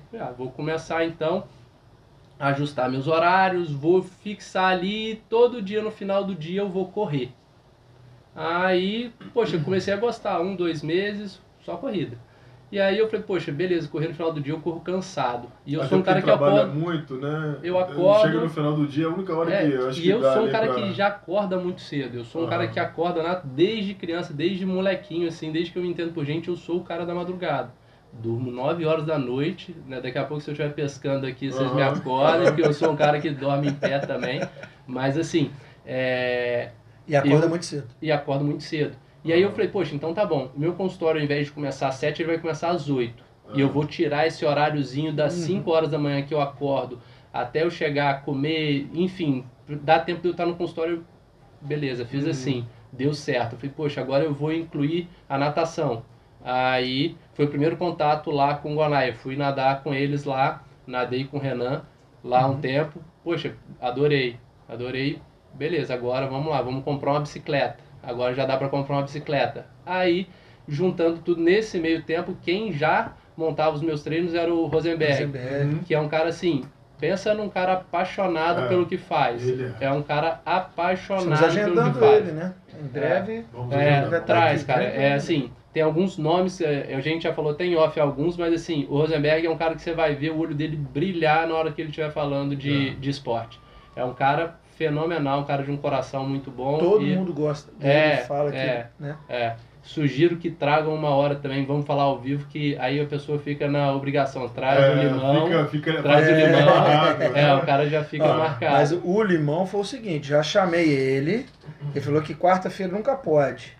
Não, vai entrar as Eu férias já falei da com ele, dá o aí, seu ele jeito, vai não é possível. As férias da faculdade também, não é possível que ele vem. não vai vir. E tragam também, cara, um cara fenomenal, que vocês têm que conhecer, que é o Fabinho, cara. É um camarada da corrida.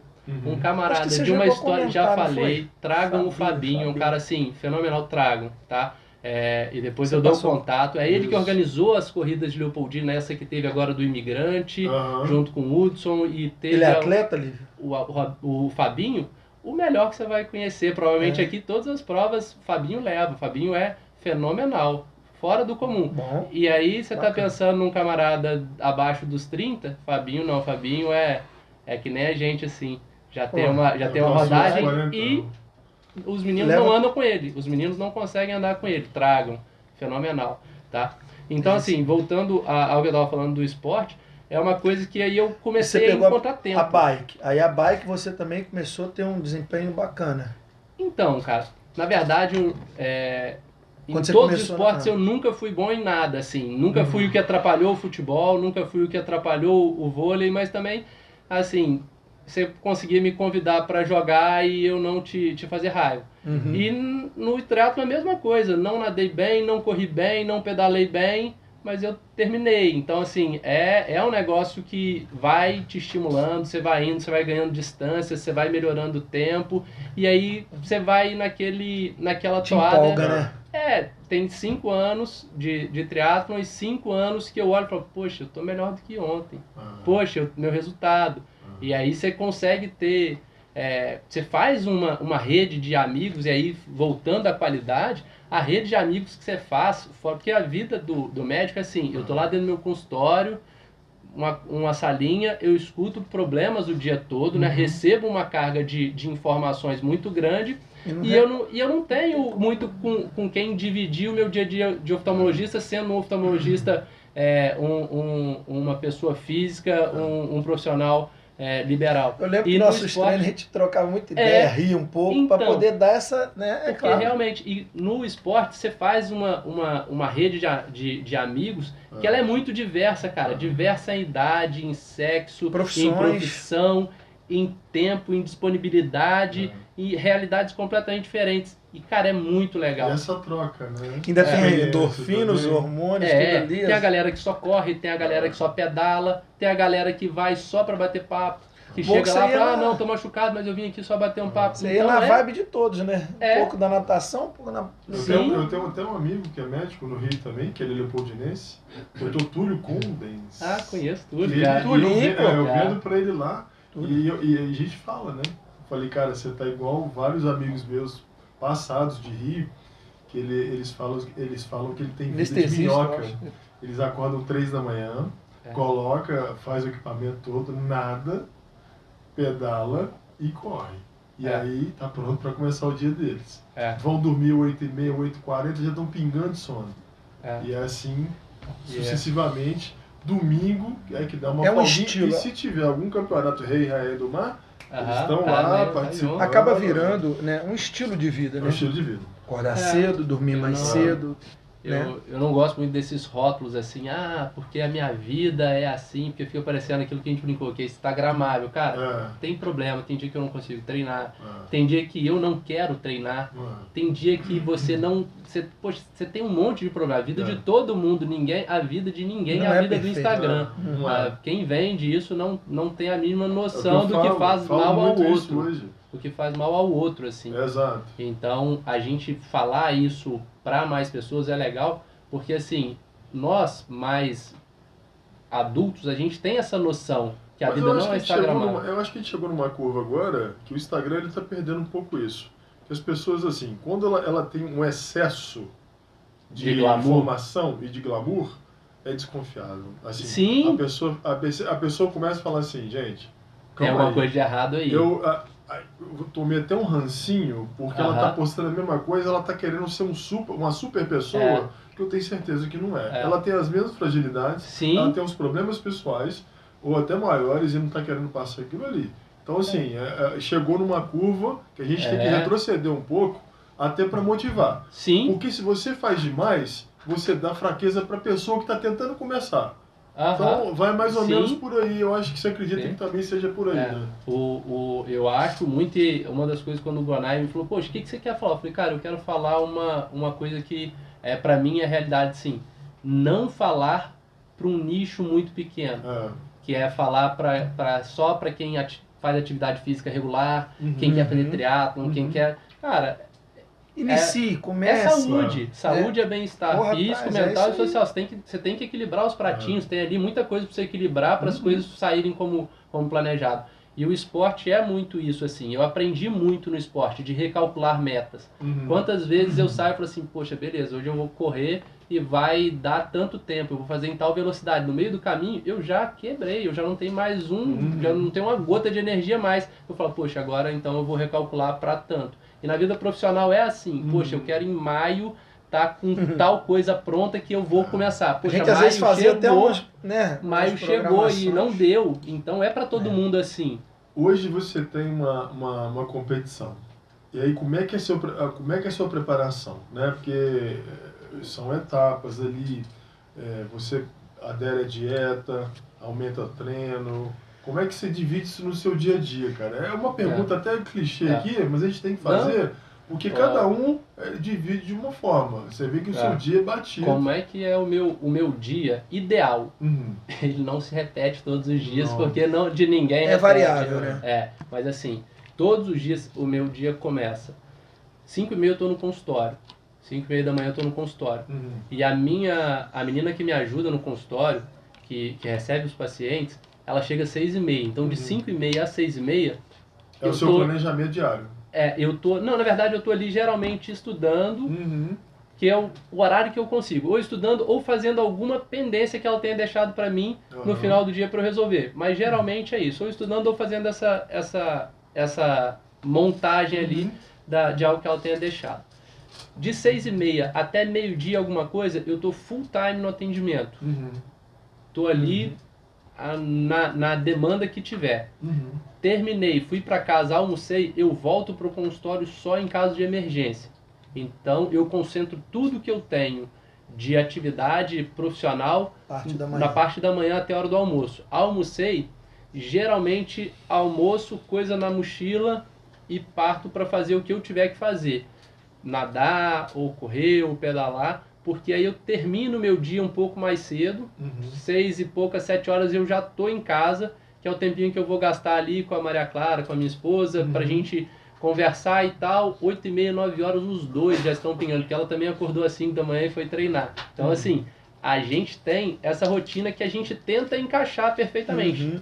Mas não é todo dia que sai. Mas no ideal, seria isso. Você estava falando uma hora aí do Fabinho, né? Aquele negócio de programar competição.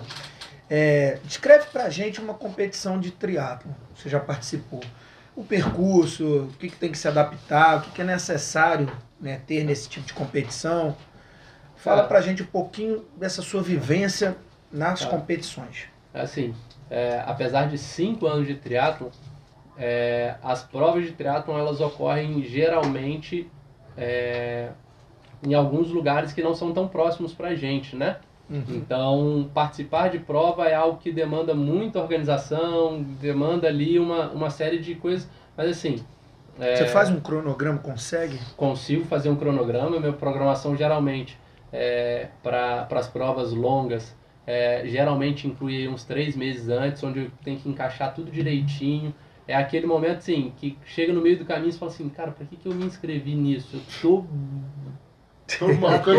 no limite, eu tô trabalhando já pensando que eu tenho que fazer, poxa, hoje à tarde eu tenho que pedalar 100 km e tenho que nadar 1 hora. Eu falo, cara, onde é que vai encaixar isso no meu dia e tal? No meio do caminho você pensa isso. Aí quando vai chegando a prova, essas provas maiores, por exemplo, o meio Iron, que é uma distância de 1.900 de natação, 90 km de ciclismo e 21 km de corrida. Isso você encaixa inúmeros treinos. É uma prova assim que vai durar 5 horas, 5 horas e meia, 6 horas, depende do ritmo. Assim, os profissionais fazem 4, fazem menos de 4. O atleta que vence faz isso, mas assim, um amador vai fazer lá próximo de 5, mais, um pouco menos, mas assim, é por aí. E aí, sim, é uma coisa que você demanda muito treino, muito treino. Sentar na bicicleta, às vezes no domingo, 6 horas da manhã, porque é a hora que o sol está nascendo, e largar a bicicleta 10 horas. Eu acho que o cara do Posto V8, ele acha que eu tenho algum problema, assim. E quando dá 10 horas, eu chego lá, desço da bicicleta, em frente ao Posto V8, o cara deve pensar, o que esse menino tá fazendo? Que eu fico ali uns 5 minutos em pé na bicicleta, assim, deixando a alma voltar pro corpo, assim, pronto. Agora eu já posso tentar tirar a perna daqui de cima, que eu acho que eu vou terminar meu treino. Agarrado ali. Você enferrujou naquela posição depois de tanto tempo de bicicleta. E na parte de corrida, cara, você faz todo dia, dia sim, dia não? Os treinos... Onde você consegue puxar o treino? Se é terreno é asfalto, se é uma coisa mais lisa, ou se é terreno acidentado, você pega uma estrada de chão para poder pegar um preparo melhor. Então, assim, igual maratona. As maratonas, eu adoro, eu faço todas as provas. Assim, se tiver ciclismo, se tiver natação, se tiver corrida, eu sempre faço. 15 dias atrás, Maratona do Rio, 42 quilômetros, você sai 5 horas da manhã. 5 horas da manhã, cara... São 5 horas dá uns 5 horas de prova? De prova, 3 horas e alguma coisa. O campeão faz 2, né? Mas assim, o campeão elite faz em 2 e alguma coisa. Nós, réis mortais, fazemos 3 horas e alguma coisa, né? Um amador muito bom faz abaixo de 3 horas. Você já participou de alguma São Silvestre? Cara, não. São Silvestre é na virada do ano, né? Tem que Fala estar muito daquela animado. competição que você fez lá nos Estados Unidos. Aquela que você trouxe medalha, a gente bateu até foto lá no Instagram. Como é que você se programou? Cara, aí que entrou o Gonai na história. Porque... Você dá nada. Eu lembro. Essa eu lembro que ele fez. Esses esportes de endurance, eles machucam. Não tem como dizer que não machuca, porque você faz ali esforço, às vezes muito fadigado, você não consegue manter postura, enfim, uma hora a vaca vai pro brejo e você machuca, aí você tem que parar, aí você tem que reprogramar a sua vida. E numa dessas lesões de vai e volta, eu falei, poxa, agora é fortalecimento e tentar. Eu tinha feito inscrição, cara, numa prova que era o seguinte: era um desafio de corrida que acontecia e que você corria 5 km numa quinta, 10 km na sexta, 21 no sábado e 42 no domingo. Era um desafio. Se transformando, né? Meia maratona. Chama Desafio do Dunga. E aí esse Desafio do Dunga, eu tinha comprado passagem já. Mas explica, não é o Dunga da seleção não. É o Dunga lá dos anões. Lá da Disney. E aí eu falei, cara, eu já paguei o hotel, eu já paguei a passagem e eu não posso, tem que diminuir o máximo a minha chance de não conseguir completar isso aí. Aí eu falei, pô, beleza. Aí procurei o Gonai, eu tô nessa empreitada aqui, você consegue me ajudar? Eu falei, não, vamos lá. E assim consegui levar, enfim, super legal, super bacana. Mas em outro país também, né? Tem que adaptar. Foi legal. E essas competições assim, de corrida, geralmente elas saem muito cedo. Então eu treino cedo. Eu dou preferência ou para treinar antes de trabalhar, ou treinar no final do dia, que já não tem sol. Porque aí você consegue desempenhar parecido com o que é isso, na vivencial prova. Que você vai ter. E quando eu estou preparando para uma prova tipo meio Iron, eu já faço o contrário, eu já treino no sol escaldante, porque a gente larga às 7 da manhã. Aí você nada em meia hora, 40 minutos.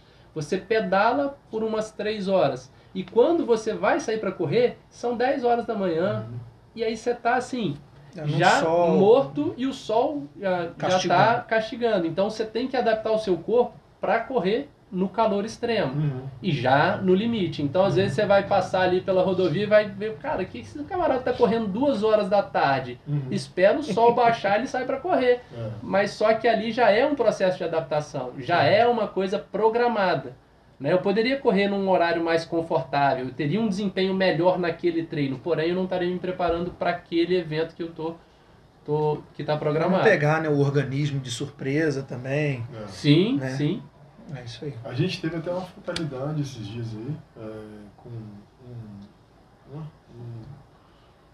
produtor de conteúdo digital, né, que ele dá palestra, cara. E aí o menino foi correr 42 km à noite. E aí ele tinha um problema. Eu vi. Você viu isso? Eu vi isso. Então assim, aí começa o jogo de culpa, porque assim, tem as pessoas, eles lançam os desafios, não são obrigados a fazer. Mas querem fazer igual o cara que está capacitando. Então, assim, você não é obrigado. Você tem que saber as suas limitações. É onde que a gente está entrando aqui, nesse assunto que a gente vai falar agora. Se qualquer pessoa pode competir, o que é necessário? Se precisa de uma bateria de exames para poder, né, apresentar, até para poder saber que está apto, né, aquilo ali. Eu vou até ressaltar isso, porque às vezes a gente está aqui falando que é importante fazer exercício físico, atividade física, correr, pedalar. E as pessoas pensam que, beleza, eu vi lá o podcast da galera lá, amanhã eu tô correndo de manhã, meu irmão. Vai de chinelo, às vezes está fora do peso, às vezes já tem uma dor no joelho, já tem uma pressão alta e não está sabendo. Então, quer dizer, calma, pessoal. Faz uma análise antes, tá? É um médico, né? Um ortopedista, talvez. Vai na academia, se prepara um pouquinho mais, entendeu? Consiga ter um condicionamento, um preparo antes. E aí sim, cara, segue sua vida fazendo exercício físico. Não vai fazer assim de supetão, tal, porque às vezes também, né, a gente está aqui falando bem da atividade física, pode acontecer alguma coisa nesse sentido. De repente, né? Grupo, você aceita o desafio para não destoar do grupo. Sim. Que você está fazendo parte. E às vezes aí, não tá preparado. você sabe das suas limitações, e aí você tem sempre um amigo que deve ter a limitação também, acaba tomando um estimulante que vai piorar a situação, e aí ocorre essa fatalidade aí que a gente... Eu fiquei bem triste com o menino novo, né, sim, com a vida pela sim. frente, e aí o produtor de conteúdo lá cinzentou, quer dizer, já jogou a culpa no cara que produziu o evento lá, que disse que não estava sabendo, então ficou esse jogo de culpa. E já era, né, cara? Já aconteceu, a fatalidade, então, assim, aí já... Para que não aconteça quem está assistindo, Pois é. vamos com cautela assim, nisso. Não precisa de 42, não precisa de 21. Não. Corra 3, corra 4. Vamos receber a dica de quem está acostumado a fazer, né, Lívio? A gente está aqui com quem pode falar com ninguém começa correndo uma maratona. Às vezes você começa assim, pô, um dia eu queria correr uma maratona. Só que não é do dia para noite. Pra você correr uma maratona, você não precisa de 1 ano de treino, você não precisa de 2, você precisa de muito treino, você precisa de não muito mais do que capacidade física, você precisa de entendimento das distâncias, porque cada quilômetro a mais que você corre a partir de um momento é um desafio novo que você tem que criar, um desafio mental, é um desafio físico, que às vezes sua cabeça não está indo, mas seu corpo está, em outro momento é o contrário, sabe? Que você consegue levar na cabeça, enfim, cara... É um processo. Não, e a gente já tem os aplicativos hoje que, pô, sim, eles conseguem te dar quantos passos você deu, sim, o seu passe, quer dizer, ele te mede ali, ele te dá uns números para você ver até seu condicionamento, o que você está preparado por dia ali. Sim, né? Então, você tem muita ferramenta, você tem profissionais inúmeros hoje capazes de orientar, e sim, nas provas de rua, nessas corridas, você consegue encontrar pessoas de todos os perfis, de todas as idades, e não é porque a pessoa às vezes está acima do peso que ela não vai correr 42 km, porém ela está fazendo atividade física, preparando para aquela prova há 3, 4 anos, você nem está sabendo, você fala assim, olha lá o gordinho terminando a maratona. Mas você não sabe que aquele gordinho ele tinha 130 quilos no ano anterior, 140 quilos, e ele baixou de peso, e ele está ali hoje com a musculatura de baixo daquele gordinho, tem um monte de músculo ali. Tem um aval no cardiologista que ele já foi, se programou. Sim. Então não é assim, né? Nesses campeonatos que você está acostumado a participar, qual a faixa, cara, de idade, assim? Você costuma ver? Os esportes de endurance, eles são de pessoas com um pouco mais não é de garoto. Você até esbarra com um menino de 18, com 20, mas assim... estreando, né? Não é muito comum. A gente não tem incentivo, né, de esporte, de atividade individual, assim, de atletismo, a gente quase não tem. Então, assim... as pessoas começam mais tarde, elas começam quando elas já têm tempo. E quando é que elas têm tempo? Quando elas já estabeleceram mais ou menos na vida o que elas querem e tal. Então, assim, vai dos 30, 40, 50. Tem pessoas estreando a maratona com quase 60, com 60, com 70. Agora no Rio teve um senhorzinho com 74 anos. Ele não estava estreando, na verdade era a medalha de número 500 dele. O cara tinha 49 troféus em casa. O cara tinha 74 anos. O cara... 74, meu pai é mais novo que ele. Ele estava lá com meninos que estavam com a metade da idade menos, e ele estava ganhando de um monte de gente. Ele chegou no final lá, pô, feliz da vida, rindo, falou, cara, quero chegar lá. Não importa o quanto vai demorar, eu quero chegar lá, eu quero chegar, assim, não é uma opção de vida. Tem muita coisa que pode acontecer no meio do caminho, você não tá aos 74 correndo uma maratona, mas eu quero estar lá, eu quero, se a vida me permitir, eu quero estar lá aos 74, fechando uma maratona, um monte de gente, fala, cara, eu consegui 42 quilômetros, é um negócio, poxa, vamos realizar, é isso aí. Nessas competições, você já chegou a ter um caso de exaustão, de ter que abandonar? Abandonar não, mas vontade várias, né? Aquilo na cabeça, então, aí, cara, porque a preparação é isso. Por exemplo, tem dia no preparação para maratona, poxa, eu vou sair e vou correr 36, vou correr 34. E não é o dia da prova. 36, pô, é coisa pra caramba. Às vezes tá no 30, você fala assim, cara, eu vou parar porque eu não aguento mais 6 km. Fala assim, não, vou correr mais um. Aí do nada, no 32, você tá novo de novo. De onde saiu? Onde brotou do chão? Não, Aí você... passou por você o Flavinho Procassi, que eu nunca vi um cara correr. O Flávio, cara, é outro monstro, Flávio, você tem que trazer, O Flávio cara. corre, cara. De vez em quando, tipo assim, tô chegando de Juiz de Fora, tá o Flavinho correndo pro lado de lá. É. Tô chegando de Mulher, tá o Flavinho correndo pro lado de lá. Ele manda Não tem hora, mensagem. domingo, sábado, tá correndo. Eu já tá vi o Flávio correndo. mandar mensagem assim. Eu chamo ele galera, de Forrest Gump, cara, que eu É. nunca vi correr tanto na minha vida. Ele Eu- corre tudo, cara. Ele eu corre vi. o Brasil inteiro, cara. Você pode estar na estrada, você vai achar o Eu Flavinho. já cara. vi o Flávio mandar mensagem no grupo assim, no sábado à noite. Turma, amanhã, meio-dia, alguém anima a fazer 50? Eu falo, só se for de bicicleta. Não, e assim, parece que ele tá sempre buscando algo mais Cara, forte, assim. ele é- Agora ele tá ele com mania de compete. subir. Compete. o Não, Flávio- ele tá com mania de Flávio é- subir. Tipo assim, É. 6 horas de subida, de morro. É. Aí o que ele faz? Ele, no dia, ele chega a subir 6 vezes o Morro do Cruzeiro. É. Com o negocinho, a mochilinha, um Aham. pouquinho de água só Aham. pra ir testando, Esses o caras- limite dele.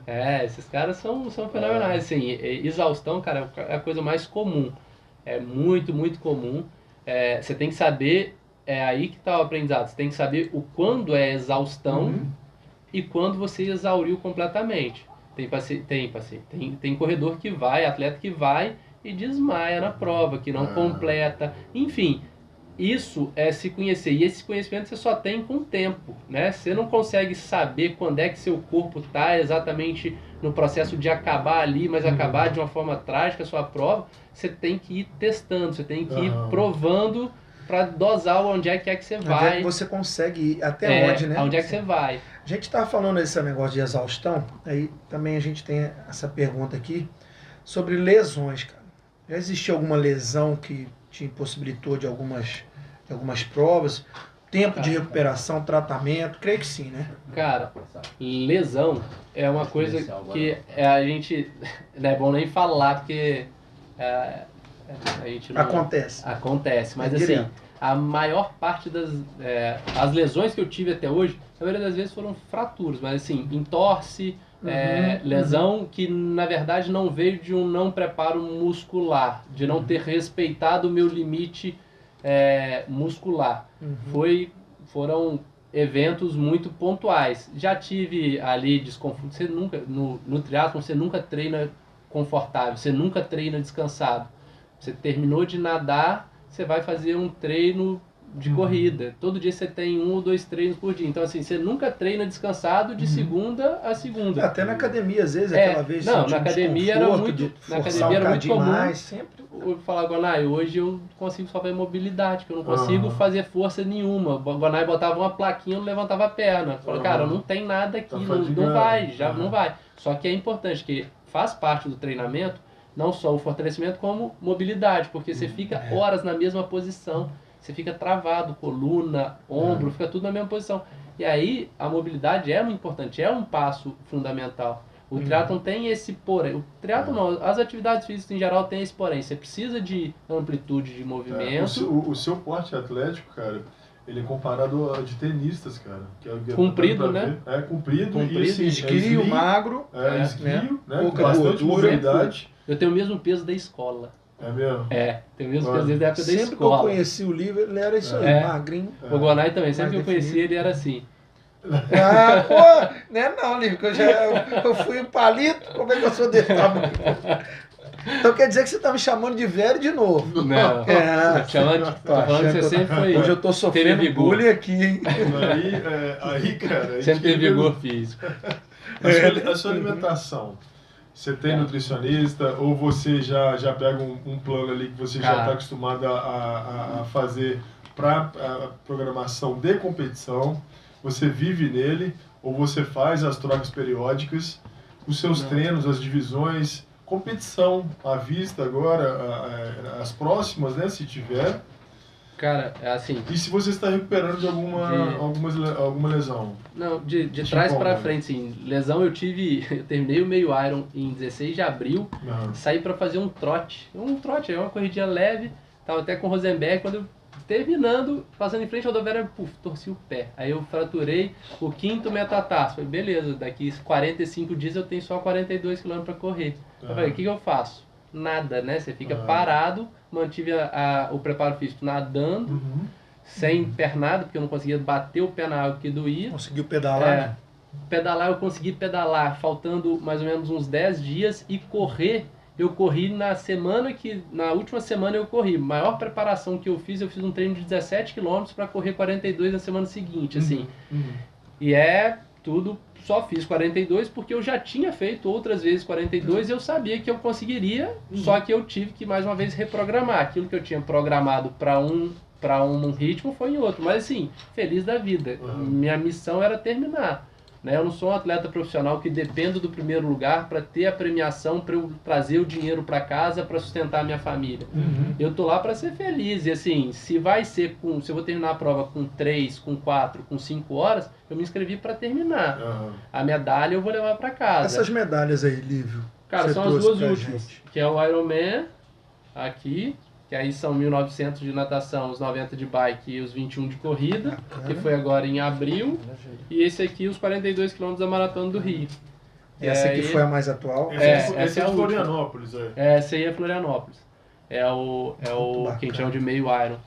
E aí, cara, a competição próxima é o nascimento do Antônio, cara. Eu não programei nada, assim. Agora tem que ser ele, né? A vida de atleta tá em não em stand-by, mas assim, eu tô treinando e tal, mas agora eu tô naquele processo assim, meu telefone toca, eu dou aquela olhada, falo, ixi, a Maria Clara tá nascendo. Então eu já tô nesse processo. Expectativa, né? E não tenho nada programado. Maria Clara, é engraçado que ela falou assim, amor, quando nascer, continua treinando, você precisa disso. Porque ela sabe que eu viro um cara assim, muito mal-humorado sem treinar.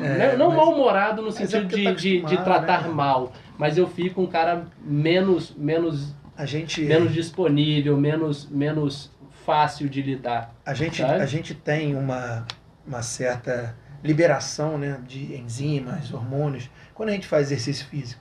Então, quando a gente perde isso, né, realmente o corpo, ele dá uma diferenciada, né? Sim. Até no modo da gente conduzir o dia a dia da gente e tal. Lívio, suplementação. O Júlio conhece muito disso aí. Suplementação. Cara, ainda tá suplementando, tá parado? Como é que tá? Eu sempre suplemento, porque assim, o consumo de energia, né? Ele é enorme, assim. Tem dias que eu termino meu dia, eu gastei 4.000 calorias. A minha dieta base tem 4.100 calorias. Então, assim, eu como à vontade, eu como o dia todo e tranquilo. O que acontece? Eu não consigo suplementar isso tudo de proteína no meu dia que eu deveria ter. Eu não consigo, durante uma prova, suplementar a quantidade de carboidrato. Eu não consigo... Você acaba com o seu estoque de energia na primeira hora. Então, da primeira hora em diante, eu começo a suplementar. A cada 20 minutos, eu tenho lá o gel, né? O gel de carboidrato, que é o que eu uso. Que já ajuda, né? Eu tomo regularmente creatina, porque é uma das coisas que melhor... eu mais me dei bem foi a creatina para ganho de força e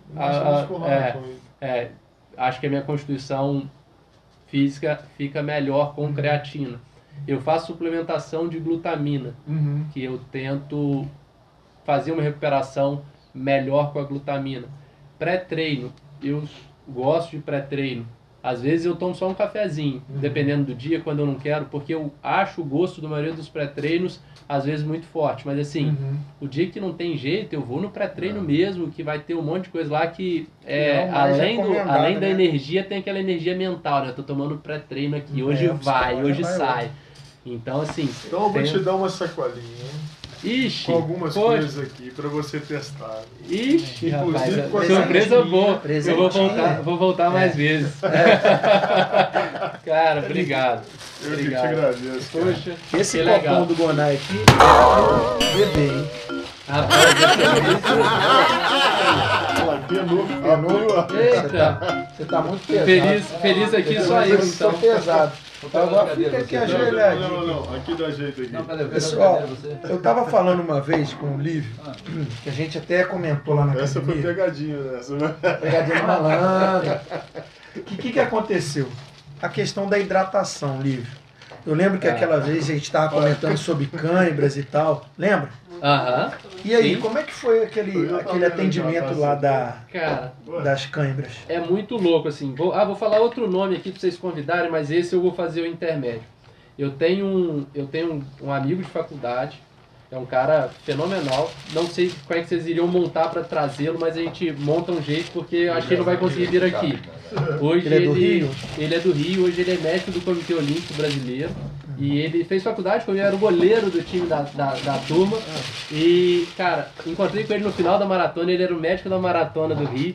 E assim, é daqueles caras super bacanas, o cara que entrou na faculdade sabendo que ele queria fazer medicina do esporte. Então assim, o cara fenomenal, vamos dar um jeito de trazer ele aqui de alguma forma, que seja uma por vídeo, Pô, enfim, isso e é um muito cara bacana. legal, cara fenomenal.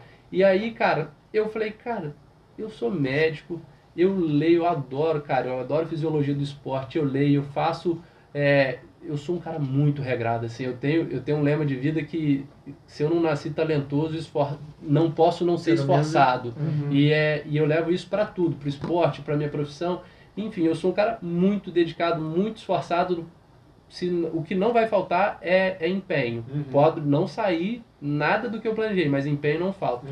E aí, cara, eu falei, cara, já estudei tudo, já li artigo, cara, o que eu tenho que fazer para não ter mais câimbra, cara? Eu lembro Chegava no treino, às vezes, falava assim, o Renato falou assim, vão alongar. Eu não conseguia alongar, cara. Ai, puxava na frente, agarrava atrás. Às vezes aí até em puxava alguns atrás. movimentos já começava a puxar e tal. Então, assim, aí eu falei, cara, vou trocar uma ideia com o Chalub, que é esse cara que estudou comigo. Liguei pra ele e falei, Chalub, olha só, cara, eu tô, cara, passando o maior aperto aqui com câimbra, cara, e nada resolve, e os artigos nenhum falam nada. Ele falou, cara, faz o seguinte, compra uma balança. Eu falei, pô, mas o que foi, cara? Ele falou, não, você vai pesar antes de sair pra treinar e vai voltar e vai pesar quanto você tá pesando quando você voltar. Cara, eu tinha uma perda, às vezes, de 6 litros de água. Eu voltava 6 litros mais leve num treino que eu tinha hidratado. Eu nunca saio sem hidratação. Eu tinha hidratado, tinha tomado água à vontade, eu tinha 6 quilos a menos. Aí ele falou, cara, sua proposta de hidratação, você tem que hidratar com isotônico, com repositor e líquido, qualquer tipo de líquido você conseguir tomar. E assim, cara, eu fui conseguindo controlar. Tô perfeito na câimbra? Não, cara. Na última prova agora, eu fiz uma estratégia diferente. Eu comecei a suplementar sal nos dias que antecederam. A gente tem Reporsalt, a gente tem o gel, a gente tem bastante coisa hoje. Inclusive tem a gente tá com o Kembroth. Conheço. Voltado para isso. Exatamente, que é assim, tem betalanina, tem vitamina A, tem taurina, tem zinco. São umas coisas para você... Cara, e betalanina também não é um dos suplementos, porque assim, a gente tem na parte de suplementação, a gente tem aquelas coisas assim, que são muito tradicionais e que os estudos ficam em cima do muro, mas a betalanina é uma das coisas que os estudos mostram, fala, betalanina é um dos melhores tanto para aquele atleta que vai fazer academia só, quanto aquele que vai fazer endurance. A betalanina Eu gosto muito da substância que ela tem nos pré-treinos, né? Sim, sim. E aí quando você começou a hidratar, Lívio, mais assim, você conseguiu diminuir essa incidência de câimbra? Muito. A câimbra, ela é multifatorial.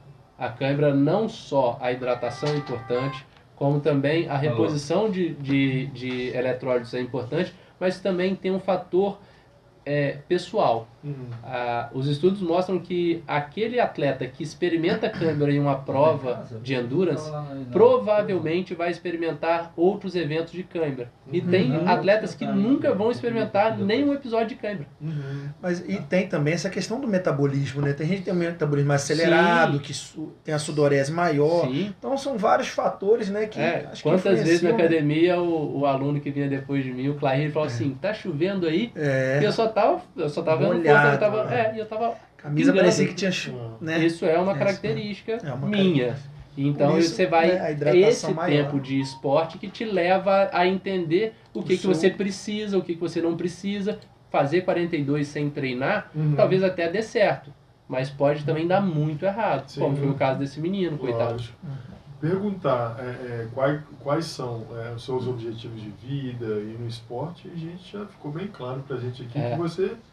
E agora a tá prioridade sempre, É o Antônio, É o Antônio, né? cara. Mas tem certeza que, né, com o tempo passando, você vai querer superar cada vez mais, porque a gente já percebeu que você é uma pessoa, né, que Focada, né, que é mais importante hoje, que você não deixe desviar ali e que você vai estar sempre treinando, melhorando para você, né? Não para como a gente falou, para rede social, para essas coisas, né?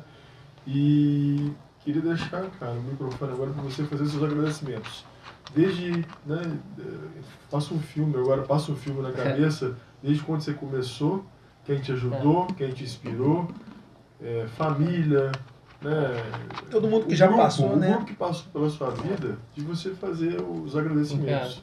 Assim, eu vou começar por partes, e a vida da gente começa na escola, né? Eu tô com o meu professor na minha frente aqui, o Arnaldo, então eu vou agradecer ao Arnaldo e os professores todos em nome do Arnaldo, que foi meu professor de literatura na escola, e tenho o Arnaldo com carinho. Eu tenho na memória que o Arnaldo, a primeira turma que ele talvez tenha dado aula no colégio tenha sido a minha. Que eu lembro que o Arnaldo ainda não sabia como funcionava a ficha pedagógica que o colégio tinha, que ali a gente anotava os alunos que iam, procedimentos, tanto, e o Arnaldo a gente tinha comportado bem. O Arnaldo botou lá no procedimento, eu lembro disso, Arnaldo, você colocou assim, os alunos comportaram bem. E ali era pra anotar quem tinha feito bagunça. O Arnaldo tinha elogiado a gente lá. Eu falei, pô, primeira vez na vida. Ganhou a galera, né? Ali o Arnaldo não saiu da minha memória. Mas assim, em agradecimento mesmo, Arnaldo, do fundo do coração, obrigado em nome de todos os professores. Assim, eu quero agradecer a você, representando todos os meus professores da escola. Na faculdade eu tive pessoas que foram muito importantes para mim. Na minha vida como oftalmologista também. Né? Eu tive inúmeras pessoas que eu poderia agradecer, mas assim, acho difícil enumerar. Cara, sempre tem muita gente, né? Assim, a minha família, se você perguntar meu pai, por que eu tô fazendo esporte, meu pai fala que eu sou doido. Eu falei, pô, meu pai fala assim, sua agenda, meu filho, vai atender. Por que você tá parando de atender agora? Você vai correr, cara, volta pro consultório. Mas assim, é aquilo que faz sentido pra mim, é aquilo que faz sentido na minha vida. Eu não voltei pra Leopoldina pra ficar rico, eu não voltei pra Leopoldina por acaso, assim. Eu voltei porque eu queria voltar para as minhas raízes e eu queria estar... É uma qualidade, né? Eu queria estar aqui para poder desfrutar aquilo que eu sempre sonhei, assim. E é uma coisa, assim, que eu queria agradecer família, queria agradecer a Maria Clara, cara, que tem uma paciência comigo de entender e falar assim, amor, sábado eu tenho que dormir cedo, que amanhã, 4 horas da manhã, eu tenho que acordar. Então, assim, inúmeros agradecimentos e eu acho que aos profissionais de educação física, agradeço ao Gonai, agradeço ao Rosenberg, que são os dois pilares aí. Curtiu aqui. Então, assim, é uma coisa que eu só tenho a agradecer, assim. Na vida eu tenho muita gente para agradecer. Muita gente para agradecer. Te agradecer pelo dia de hoje. Cara, a entrevista foi fenomenal, cara. A gente aprendeu sobre oftalmologia pra caramba aqui com você. Tivemos várias dúvidas que foram sanadas.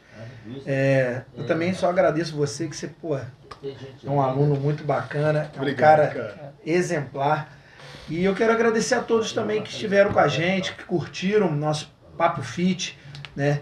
Agradecer o Júlio, né? Nosso parceiro, tá? A minha esposa que fez aniversário ontem, parabéns, entendeu?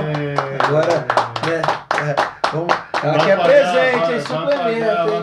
Aproveitar. E a todos que estão curtindo sempre aqui o Daniel, o Rosenberg, né? Rosenberg, ele entrou aqui curtindo. Daniel, a Daiane, tá sempre com a gente. A Dalva Moreira, tem 16 pessoas aqui. Curtiram. É isso, gente. Pessoal, muito obrigado. Agradecer de coração essa audiência, né? Por acreditar no nosso projeto, gente, nesse bebê que a gente está criando. nasceu o Devagarzinho, nosso podcast, a gente tem que melhorar bastante coisa, a gente sabe disso, mas a gente está indo devagar para aprender o processo, né? Que é como tudo nessa vida. Então, a gente queria mandar um beijo para todo mundo. Uma boa noite. Obrigado, Arnaldo, meu oráculo. Nosso, né? Nosso oráculo. Nosso oráculo. Arnaldo, o que houve? E aí teve declaração de amor aqui, ó. A esposa dele tá falando que ama ele, admira muito, hein? Tá lá no Rio, tá esperando, Antônio chegando Pelo aí. menos, se ela não gostar de mim, eu tô enrolado, né? Gente, Um ó, abraço. é assim que a gente encerra mais um Papo Fit, com alegria, com satisfação. A gente vem pra cá, às vezes, um pouco cansado, chega aqui, a gente, né, muito legal. Pessoal, muito obrigado a todos, Arnaldo, Lívio, Rayane, Obrigado. Júlio, Boa noite. e a vocês que fazem parte, e a gente está aqui também muito por vocês, tá bom? Muito obrigado, Beijo até o grande. próximo programa, Papo Fit na web. Tchau. Papo